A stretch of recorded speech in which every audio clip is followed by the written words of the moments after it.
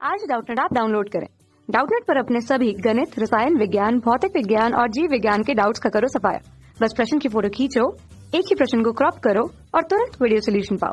अभी डाउनलोड करें। देखिए, क्वेश्चन हमसे पूछा जा रहा है कि वेग समय ग्राफ का क्षेत्रफल विस्थापन भौतिक राशि का मान होता है। तो ये स्टेटमेंट या कथन जो दिया हुआ है हमें ये देखना होगा कि ये सत्य होता है कि असत्य होता है। ठीक है, तो देखिए ये हम कैसे निकालेंगे। अब अगर हम वेग समय ग्राफ के क्षेत्रफल के लिए उसके मान को देखें तो वेग समय ग्राफ सबसे पहले होता क्या है।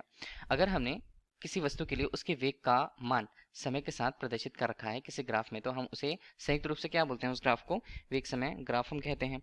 इस आरेख की सहायता से हम एक निश्चित समय अंतराल में वस्तु के विस्थापन की गणना भी कर सकते हैं। इसके लिए हमने मान लीजिए माना हमारे पास कोई वस्तु है, माना कोई वस्तु अगर है तो वस्तु के लिए उसका अगर उसका वेग देखें हम तो वेग को v से प्रदर्शित किया जाएगा। ठीक है, v वेग से गतिशील है।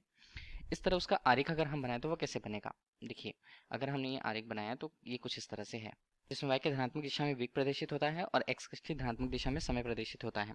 इस तरह से अगर हम इसके ग्राफ को बनाना चाहें तो ग्राफ कुछ इस तरह से मान लीजिए एक समान वेग के लिए बनता है। ठीक है, हमने ये माना कि वस्तु एक समान वेग से गतिमान है, तो एक समान वेग के लिए उसका एक नियत वेग होगा, जिसे हम अगर इस रेखा से बताएं तो ये पी क्यू हमारे लिए होगा। ठीक है, और अगर हमने देखा कि ये एक समान वेग है, मतलब समय के साथ इसका वेग का मान परिवर्तित नहीं होता है, इतना हम समझ लेते हैं। तो वेग का एक नियत मान यहाँ पर होगा, तो उसे हम v1 के रूप में प्रस्तुत कर रखें। अब देखिए, समय के रूप में अगर हम इसका मान देखते जाएं तो अगर हम पहले के समय एक नियत समय पर देखें तो ये समय हमारे लिए t1 होगा। t1 समय पर अगर वेग का मान देखें तो ये हम ये रेखा को ऊपर ले जाते हैं, तो यहाँ पर हमारे पास एक ग्राफ बना। ठीक है, इसी तरह दूसरे समय पर देखें तो ये हमारे पास t2 समय बनता है। t2 समय पर भी वेग का मान देखें तो वेग का मान भी उतना ही है। ठीक है, लेकिन अगर हम देख रहे हैं कि जो ये वक्र हमें प्राप्त हुआ है, देखिए ये हिस्सा हमारे लिए वक्र होगा, तो इस वक्र के लिए उसका जो अंदर का हिस्सा होता है, ठीक है, ये हिस्सा जो होता है क्षेत्रफल वक्र और समय अक्ष के मध्य जो बना हुआ, तो ये हमें क्या प्रदर्शित करेगा। ये प्रश्नानुसार बोला जा रहा है कि ये अंदर का हिस्सा विस्थापन को प्रदर्शित करता है। तो किस तरह से अगर प्रदर्शित करेगा, अगर ये सही होगा तो हमें ये देखना है। इसके लिए हम क्या करें, यदि वस्तु का अगर हम t1 समय पर उसकी स्थिति देखें तो t1 समय पर उसकी स्थिति को हम ये मान के चलते हैं कि मान लीजिए वो x1 सदिश के रूप में प्रदर्शित होती है। इसी तरह t2 पर अगर हम ये स्थिति देखें तो t2 पर ये स्थिति हमारे लिए क्या होगी, x2 के रूप में होगी। ठीक है, इस तरह से अगर हम वस्तु के वेग की बात करें तो वेग के रूप में उसे प्रदर्शित किया जाएगा, तो v से प्रदर्शित करें हम। ठीक है, v सदिश के रूप में इसका मान कितना होगा, इसका मान होगा x2 सदिश और x1 सदिश के रूप में समय को समांतराल को t2 ऋण t1 से हम प्रदर्शित कर देते हैं। अब यहाँ पर अगर हमें स्थिति को देखना होगा तो स्थिति सदिशों के अंतर को x2 यहाँ पर सदिश के रूप में और x1 सदिश के रूप में अगर हम लिखें यहाँ पर, ठीक है, v को हमने एक ही तरफ रखा हुआ है और इसे अंतर के रूप में लिखा तो t2 ऋण t1 के रूप में हम लिख पाते हैं। फिलहाल तो हमने ले लिया इसे समीकरण 1 के रूप में। कुछ बिंदुएं हम देखेंगे। t1 समय पर अगर हमने ये बोला कि ये स्थिति a1 डैश के रूप में प्रदर्शित होती है, a डैश के रूप में प्रदर्शित होती है, और v1 के संगत यहाँ पर हमें दिखता है a के रूप में। ठीक है, और t2 पर ये हमें b डैश के रूप में हमने समय अक्ष पर प्रदर्शित कर रखा और वक्र पे उसी बिंदु को b के रूप में प्रदर्शित कर रखा। तो हम ये कह सकते हैं कि a डैश या b डैश है, ये दोनों के दोनों वेग को बता रहे हैं, किसको, v1 को, v1 सदिश के रूप में। ठीक है, और अगर हम यहाँ पर ये माने t2 ऋण t1 को, तो t2 ऋण t1 क्या होगा, यहाँ पर हम लिख लेते हैं t2 ऋण t1 के रूप में। ये हमारे पास होता है a1, माफ कीजिएगा a डैश b डैश, या हम उसे कह पाते हैं a b के रूप में।